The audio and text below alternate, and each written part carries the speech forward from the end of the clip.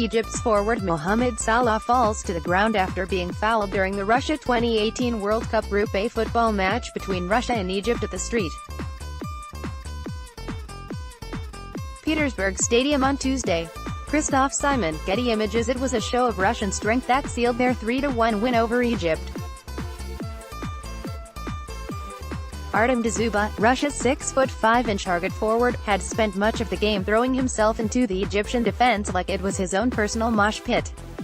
He earned his team's first goal when Egypt's right back Ahmed Fatih bounced off him trying to reach a bouncing ball and redirected it into his own net.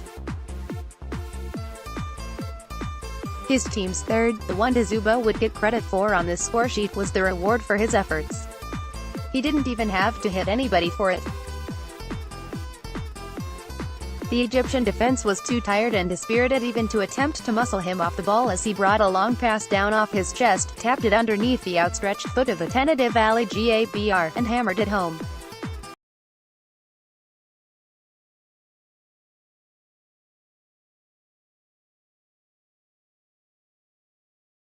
The game was nearly even through the first half, and began to turn only when Egypt started losing the battles for loose balls on both ends of the field, worn down by Russian physicality.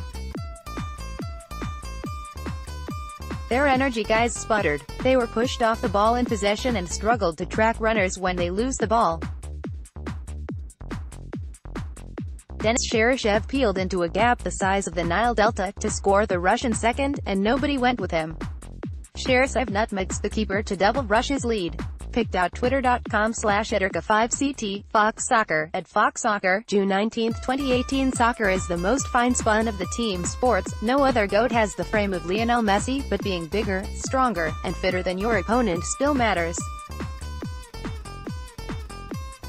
Tuesday's match could end up being the only appearance this World Cup for Egypt's Mohamed Salah, the past year's biggest breakout star. If Uruguay beats Saudi Arabia Wednesday, then Russia and Uruguay will both be through to the round of 16. Those two will then face off for first place in the group next Monday, while Egypt and Saudi Arabia might be playing for the honor of not finishing 32nd out of 32 teams. If the shoulder injury that kept Salah out of the opener isn't fully healed, then would he risk it there? Egypt will likely be favored anyway.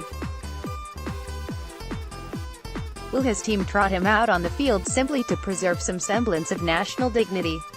The exit of Salah is especially tragic when compared to Tuesday's biggest entrance. Earlier in the day, former FIFA President Sepp Blatter arrived in Moscow to attend a pair of games as Vladimir Putin's guest.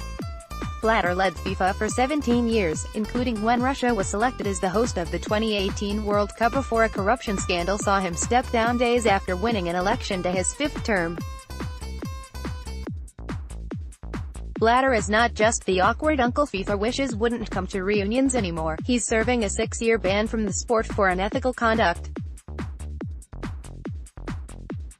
As a symbol of an era rife with scandal and kickbacks that FIFA likes to pretend is now in the past, his presence at the tournament likely won't be welcomed by anybody except his old friend, Putin.